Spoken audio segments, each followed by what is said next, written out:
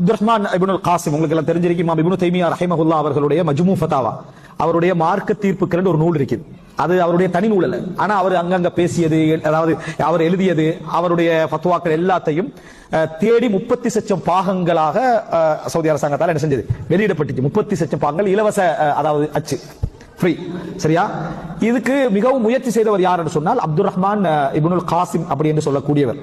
இவர் 1400களுக்கு முன்னால மரணிச்சிட்டார். அப்போ ஹிஜ்ரி 1400களுக்கு முன்னால மரணிச்சிட்டார். இவர் குடும்பத்தோட இருக்கிறது சந்தர்ப்பம் குறைவு.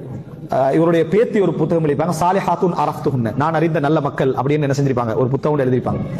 அதுல என்ன அந்த பேத்தி சொல்வா, இந்த மனைவியை பத்தி, இந்த அப்துல் ரஹ்மான் இப்னு காசிம் அவர்களுடைய மனைவியை பற்றி, அவனோட பாட்டியது சொல்லுவாங்க.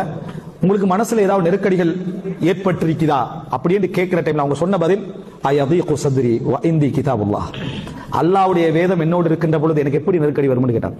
அல்லாஹ்வுடைய வேதம் என்னோடு இருக்கின்ற பொழுது, அல்லாஹ்வுடைய வேதம் என் பக்கத்தில் இருக்கின்ற பொழுது எனக்கு எப்படி உள்ளத்துக்குள்ள நெருக்கடி ஒன்று என்ன செய்யும், வருமன் என்ன செஞ்சாங்க கேட்டார்கள். அப்படிப்பட்ட ஒரு சாலிஹான பெண்மணி.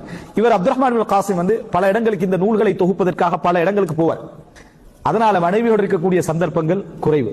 அவனோட வாழ்க்கை அதிகமாக தனிமை. குழந்தை பெற்றாலும் சரி, வளர்த்தாலும் சரி, அவர் வாரது கொஞ்ச நாட்கள் தான். பல நாடுகளுக்கு போய் அதை எடுக்க வேண்டி இருந்துச்சு. என்ன கையெழுத்து பிறகு தானே. அப்ப அவங்க ஒரு தடவை முறைப்படுறாங்க.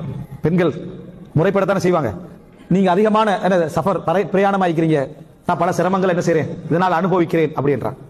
அவர் சொல்றாரு, இன் சபர்தி வஹ்தசப்தி ஃபஅன்தி ஷரீகத்துல் அஜ்ர், நீங்க ஏண்ட இந்த பயணங்கள், ஏண்ட சிரமங்கள், உங்களுக்கு தரக்கூடிய இந்த சோதனைகள்ல பொறுத்தீங்கன்னு சொன்னா, அதுக்காக அல்லாஹ்ட்ட நீங்க கூலி எதிர்பார்த்தீங்கன்னா நான் செய்ததை போன்ற கூலி உங்களுக்கு என்ன செய்யும், கிடைக்கும்.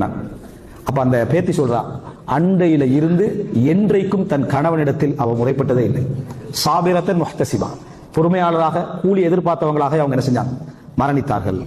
அதாவது நான் செய்யக்கூடிய இந்த முயற்சிக்கு நீங்க பொறுமை காத்தீங்கன்னு சொன்னா, யா அல்லாஹ் எனக்கு இதனால கூலி தான் அப்படின்னு சொன்னீங்கன்னு சொன்னா, அதை நீங்க எதிர்பார்த்தீங்கன்னா நீங்களும் நான் எடுக்கக்கூடிய இந்த சிரமங்கள்ல நீங்களும் பங்காளரா என்ன செஞ்சிருவீங்க, மாறிடுவீங்க என்று சொன்ன உடனே அந்த எழுதி அவங்க என்ன செஞ்சாங்க, சபர் செய்ய ஆரம்பிச்சாங்கடா.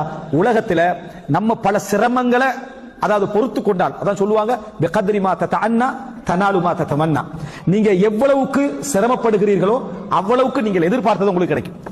எந்த அளவுக்கு சிரமத்தை கொடுக்கிறீர்களோ, பிகத்ரி மா ததஅன்னா, எவ்வளவு நீங்க அதாவது சிரமங்களை நீங்க எடுக்கிறீங்களோ அவ்வளவுக்கு உங்களுக்கு கூலியும் என்ன செய்யும், கிடைத்துக் கொண்டிருக்கும்.